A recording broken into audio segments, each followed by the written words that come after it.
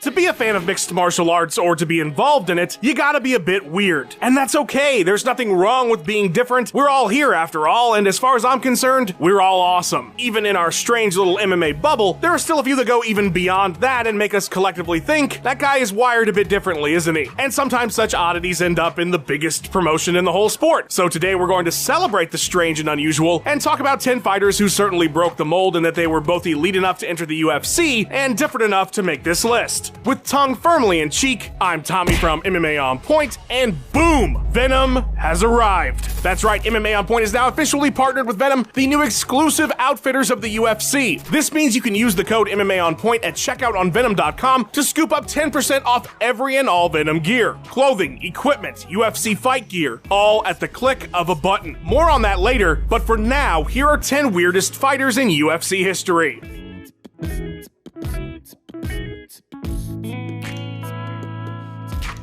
Number 10. Sage Northcutt. When the unbeaten 19-year-old Sage Northcutt, looking like Ivan Drago mixed with Mr. Rogers and the chattest Abercrombie & Fitch model to ever exist, made his promotional debut at UFC 192 by absolutely destroying Francisco Trevino in under a minute before calling everyone in a 6-block radius of the arena Mr. or Mrs. in his interview and then doing a standing front flip, the MMA community collectively lost their minds. The video of this debuting fighter's post-fight interview has 2.3 million views. Sage made a massive impact almost immediately with his just completely unbelievable existence. As time went on and we learned that Sage was unfamiliar with basic spices like pepper on his chicken, and that he was just the most wholesome human being on the face of the planet, there was not a backlash, but a considerable disbelief. We've all seen the holier than thou, do as I say, not as I do types in our lives, but the thing about Sage Northcutt is, the veil has never been lifted because there was no veil there in the first place. This is 100% who Sage is 100% of the time. It's like he emerged from an alternate 1950s America that actually was ideal, and he's just been living his life being jacked, saving puppies and kittens, and occasionally fighting ever since. Sage would head to 1 on a 3-fight win streak from the UFC, but it almost sounded like Dana White cut him because he felt like he was too good for this awful sport we all love. There's something wrong with you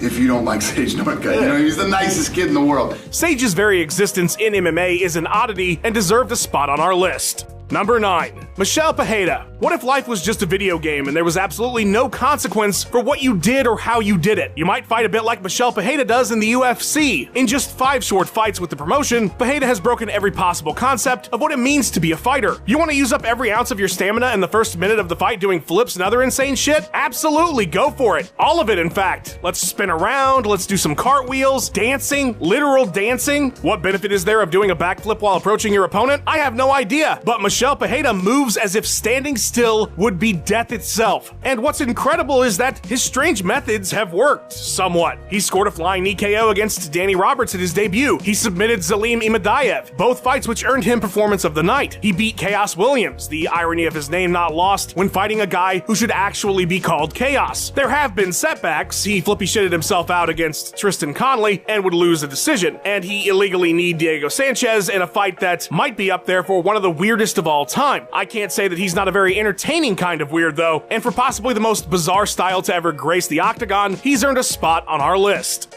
Number 8. Colin Fletcher. You've probably been told many times in your life not to judge a book by its cover, and while that is absolutely the case with Colin Fletcher, who is quite a pleasant person and a great family man, when that cover is a weird, scary, evil clown vampire axe murderer, it's understandable if that old adage might be reaching its outer limits. Colin Fletcher, not to be confused with the pioneering backpacker and writer, or the cricket player, or the bishop, made it all the way to the finale of Tough the Smashes before losing to Norman Park via decision. He would have one more UFC bout before heading to Bama and Bellator, but the Freak Show certainly made his mark with his signature scary look. That wasn't an insult, by the way. Freak Show is his nickname. I had the pleasure of interviewing MMA's Clown Prince in 2013, and I can tell you that despite looking like all your greatest fears manifested at once, he was a great guy. He could not have been nicer. He did jokingly tell me that he's modeled his life after Stephen King's It, but that more so only confirms he's entirely self-aware. While not weird in any way but his appearance, for making such an impact because of his unique look, Colin deserved a spot on the list, and I'm sure he would be happy about it. Number 7. Kimo Leopold. Leopoldo. Very likely to be the first man to cause MMA fans to say, what in the actual fuck is happening, would be Kimo Leopoldo. Making his pro debut at UFC 3 against Royce Gracie, Leopoldo, who is a devout Christian, wanted to use this opportunity of being in the spotlight to amplify his religion's message. And to the surprise of absolutely everyone, during his walkout he would be preceded by teammates holding up Bible verses and come to the cage carrying a massive wooden cross. I say to the surprise of everyone because even the UFC didn't know. He assumed correctly that they wouldn't be too keen on him going full World Wrestling Federation, and so he sent the cross to the arena in pieces in bags marked training equipment. They never suspected a thing. Despite the truly bizarre entrance that has defined his legacy as an MMA fighter, Kimo would go on to have a fantastic showing against Gracie, losing via armlock but exhausting Royce so much he would be forced to withdraw from the tournament. Kimo's intensity, build, tattoos, and devout religiosity made him a bizarre standout from the sport's early history, and while he was unable to trick the UFC again in any of his other 4 bouts for the promotion, his pudgy teammate Joe Son would attempt to replicate his entrance at the very next event, but realized about 6 steps down the aisle that he was only 5'4" and didn't have the muscle mass to make the walk.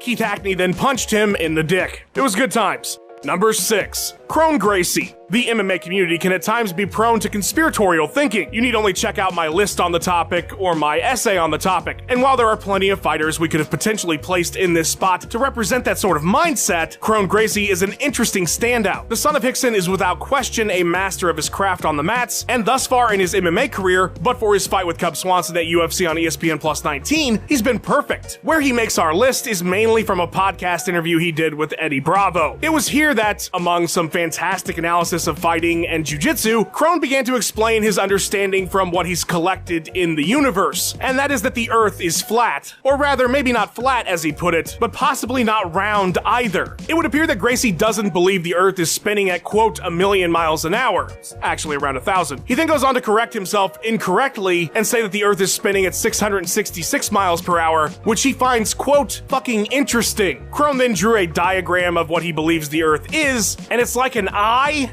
This is the color, is where we live. We're in this dome. The thing when you understand the color of the eye, how everybody has eyes, and how the eye is like the center of everything. Like, we are the universe. I'm not entirely sure what he meant, but he would go on to mention that he thought that some sort of higher being was speaking through him, it seemed. I don't know. He also does that weird breathing thing that his dad does. Number 5. Yuri Prochazka. With just 2 fights in the UFC, Yuri Prochazka has made 2 things abundantly clear. He's one of the most dangerous 205-pounders in the world, and he's all kinds of different. His insane fighting style, his actual style, his reasons for fighting. I could write a 30-page essay trying to explain the complexity of this man's existence and would fail miserably. After absolutely decimating Dominic Reyes with a spinning back elbow in his second fight, Yuri confessed that he'd not been training the move, but instead caught it with the antenna on his head. Yeah, that crazy hair, which he calls his war hair, is actually extensions, which he repeatedly throughout the week called his Wi-Fi antenna. All joking aside though, that's really just the surface of Prochazka's oddity. Yuri is a warrior philosopher of sorts, inspired deeply to live his life by the code found in the Book of the Five Rings by the legendary swordsman Miyamoto Musashi. When Yuri isn't fighting, you might catch him reading a philosophy book or meditating in a forest where he considers the true nature of man. A bit of that came out in his most recent post-fight presser, where he mentioned that his ego would love the money, cars, girls, and parties, but the other side of him wants to live in a small house in the forest and work on mastery of himself. He also mentioned that he likes to fight but not hurt people. Perhaps most fascinatingly, Prochazka has said during a particularly difficult cut leading up to a fight, for lack of a better phrase, he had a breaking free from the Matrix moment and reached a different level of understanding about life and living in the present moment that he believes he carries to this day. It's like if Samurai Jack was suddenly dropped into the UFC. Yuri plans to change the world through the inspiration created by his fighting, and I am 100% on board with it. Number 4. Jason Miller. Has there ever been a more fitting nickname for any person ever than Mayhem for Jason Miller? While his time in the promotion was brief, he fought GSP once way back at UFC 52, and then returned to coach a season of The Ultimate Fighter and have 2 fights before getting fired for some sort of strange backstage incident that's never been fully explained. Miller absolutely made an indelible mark on the sport. To return to the UFC after 6 years as a tough coach would imply that Mayhem was well known outside the Zuffa umbrella, and that he was. Between the super popular MTV show Bully Beatdown and his unforgettable beatdown at the hands of the Scrap, Brat Pack following Strikeforce Nashville, Miller was known as a bit of a goof, a bit of an oddball, but also a competent fighter even if he was a wild card. His entrances are legendarily strange, as are his interviews, such as the time he, in character as Lucky Patrick from Here Comes the Boom, had a complete meltdown on the MMA Hour. That's it? You're gonna do this? Yeah, you fucking saw what I'm doing. Ma'am, this is not Hey, you know Andy what? Kaufman and... Stop calling me man. Okay. Not to mention a whole host of run-ins with the law, including a standoff he live tweeted and a bizarre incident where he sprayed a fire extinguisher all over a church while naked. His substance abuse issues have been well documented, and he's gone through his good and bad periods. That said, here's hoping he comes out the other side of his troubles happier and healthier, because for all his shortcomings, many fans have a soft spot for this MMA oddball. Number 3, Mike Perry. Where does one even start with Mike Perry? How about the beginning? Prior to his UFC 202 debut, Perry hilariously faked a handshake with Yan Gyu Lim, only to then say, "Thought you had a friend, boy," and scream in his face. From there, MMA's Florida Man was off to the races. His entire career is filled with weird. Of course, it goes without saying, he's had some absolutely bizarre interviews, social media posts, and stare downs. Legitimately too many to mention. But a highlight was definitely when he explained to John Anik he didn't understand why he had to pay taxes after he already got his money. Other weird highlights include his rivalry with Cowboy Cerrone that made for some of the weirdest social media posts of his career, and of course the Darren Till saga, which had Perry hilariously punching himself in the face a bunch after Till called him out post-fight, their spar mix-up, Darren trolling him mercilessly on social media. It's gone on and on. It's still going on and on. How about when he was only cornered by his girlfriend? Or when he asked to walk out to the theme song from Halo, but instead was given Halo by Beyonce and decided to sing every single word as he made his way to the cage. Speaking of walkouts, if his opponent's music has a good beat, Mike is likely to be dancing to it. I haven't even mentioned the platinum tattoo over his eyebrow or the many street fights he's gotten into. Are you at all shocked that he was involved with preparing Jake Paul for Ben Askren? Mike Perry is almost beyond belief. He's like a living satire, but through his weirdness, he's also found considerable fame in the MMA community. Number 2, Tony Ferguson. Tony Ferguson is the type of guy to be number 1 on our list at number 2. Let me start this entry by asking you your favorite Ninja Turtle. Tony's is Michelangelo. I know this because of his many stream of consciousness media scrums over the years. To experience one of Tony's interviews in its entirety is to go forth in life having fundamentally changed forever. The man is truly one of a kind, but it's not just when someone gives him a platform to speak. The dominant lightweight is known for his intense and bizarre training methods that are regularly posted on social media. One day he might be chucking baseballs into a tire or flipping a pad the size of a refrigerator. The next, he's blindfolded while working on takedowns against 2 sacks of flour tied together with jumper cables. I made that last one up, but for a moment you probably considered that it was real, and that is a testament to how wild Tony's training truly is. Then there's just all those weird, great moments. Too many to list. Startling Dana White several times during stare downs. Calling Conor and Habib McNuggets and tiramisu for the rest of eternity. Those 2 post-fight interviews where he called out Conor with literally the exact same verbiage. When he threatened to ankle pick Fabricio Verdum, healing his knee on his own in record time. Tony Ferguson has so many incredible and bizarre moments in his career that I've probably missed 15 of your favorites, which is why he absolutely belonged at the top of our list, even though he's number 2. Number 1, Diego Sanchez. Chances are when you saw the title of this list, you immediately thought of Diego Sanchez. And it's true, from the very start of his time in the spotlight on Tough, it was pretty apparent that Diego marched to the beat of a different drum, fighting invisible aliens, arguing about asparagus, and doing thunderstorm yoga. The nightmare, or the dream, or the nightmare again, or the Lionheart, depending on when you've run into Sanchez, has always been more than willing to provide some Diego entertainment, unless prompted to do so by Ariel Helwani. I gotta give you guys a new entertainment every now and then, you know? Can we see one right now? No. That's a little too much.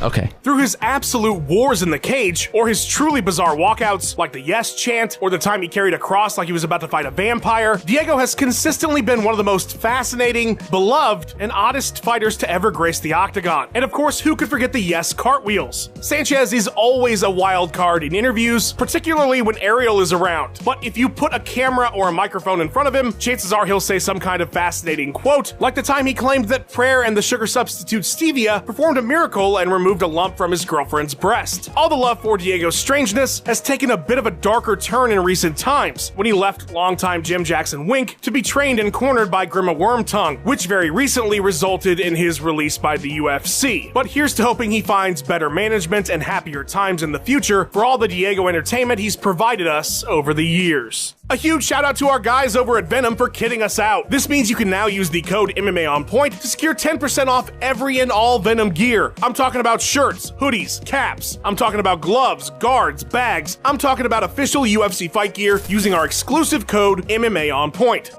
A big thank you to Ben Rosette, who provided that sweet tune you heard in the intro. Check out his music by clicking the link in the description and go give him a follow on his Instagram and Twitter page at Ben Rosette. Huge shout out to the legendary once and future King Tomas Welsh for editing this video together. Follow him on Instagram at Big Beat Visual. That's beat as in the band from Doug and not a forceful strike. Thanks for watching. Please give us a like and subscribe. We've got 3 new videos or more for you every single week. Let us know what you thought of the video in the comments below. Follow On Point MMA on Twitter and have yourself a wonderful day.